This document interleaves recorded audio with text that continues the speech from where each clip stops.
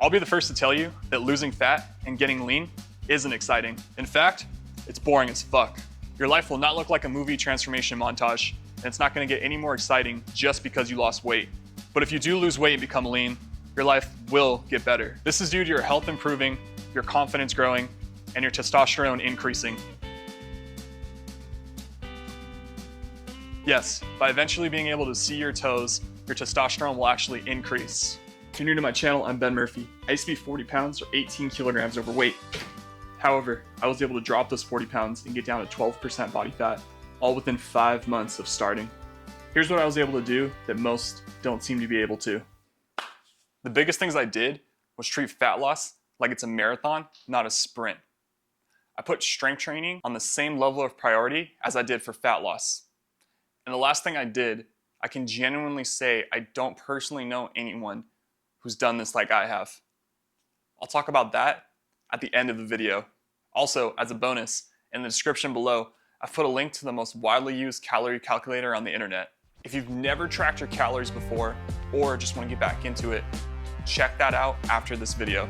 Although it's well known you need to be in a caloric deficit to lose weight, I think I've developed a few simple tricks to help with that.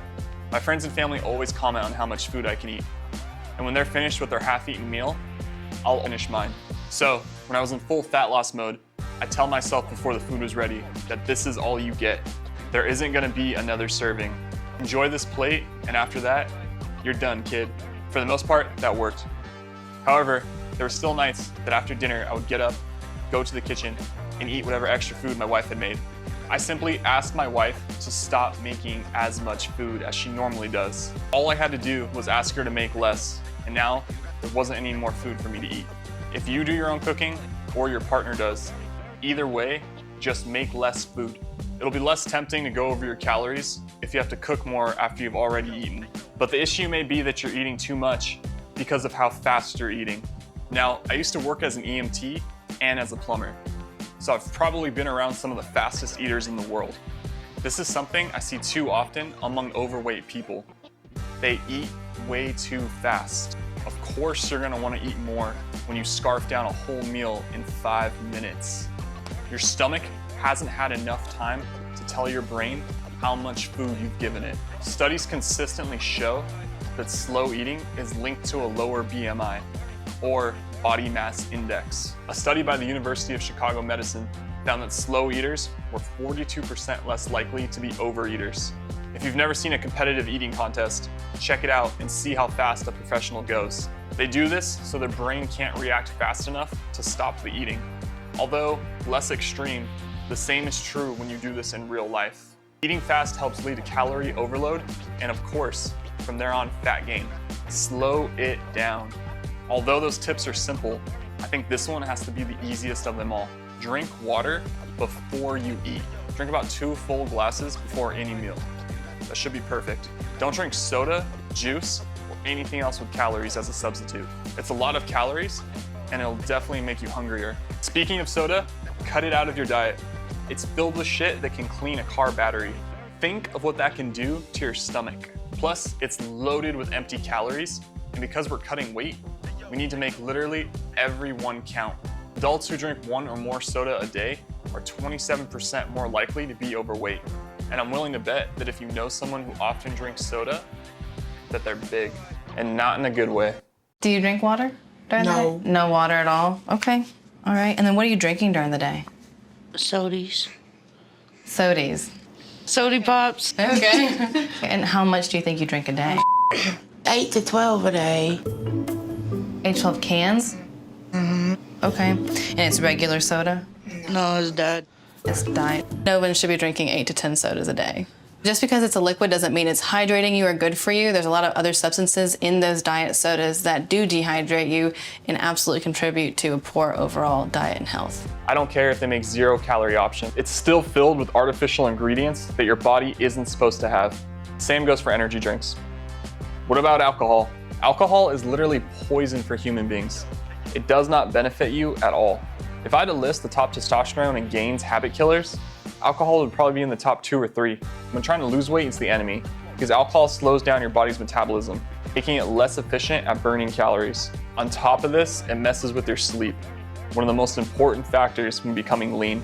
Although at first alcohol helps you fall asleep, that's where it ends. And from then on out, you get shitty, disrupted sleep the whole night. If alcohol is a problem for you and you're on the fence, just give it up and don't look back. If it isn't a problem and you enjoy it, just limit the amount you consume. I'm talking 1 drink a week at the most, but I'll usually have 1 to 2 drinks a year. Regulating alcohol like this makes it 100 times more enjoyable when you do drink. Don't let that shit control you.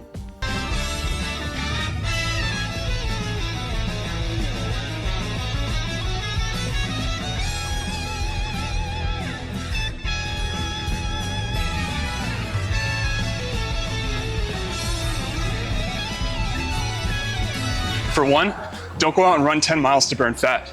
You can't outtrain a bad diet, and tons of cardio is the dumbass way to burn calories. Food carries way more calories than you're gonna burn off. Cardio is still awesome, and you should do it, but it should be alongside strength training.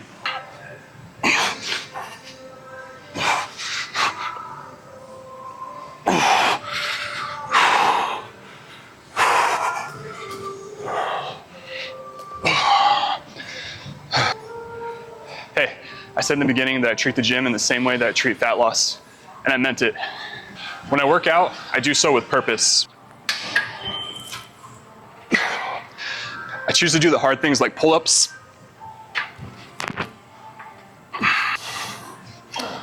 over easier things to do like lat pull-downs. I make sure I'm here to put my muscles under stress. Otherwise, why would I want to spend hours of my week in a gym? People are always going to tell you you'll be weaker on a weight cut, which is somewhat true. But don't let that stop you from lifting heavier or going for more reps. The mindset of I'm losing weight, so I should go easier is a loser mentality. You need to go just as hard or harder as when you were heavy.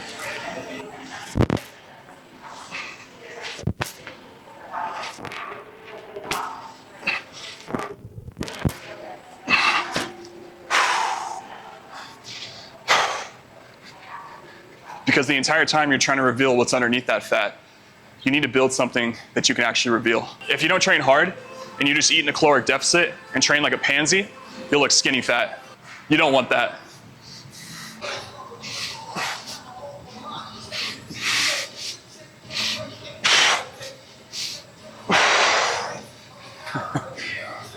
Hey, pro tip, if you wanna look aesthetic as fuck, hammer your shoulders and your lats. As important as it is to eat a lot of protein, in my opinion, you should try to keep the carbs as high as possible, especially on a weight cut.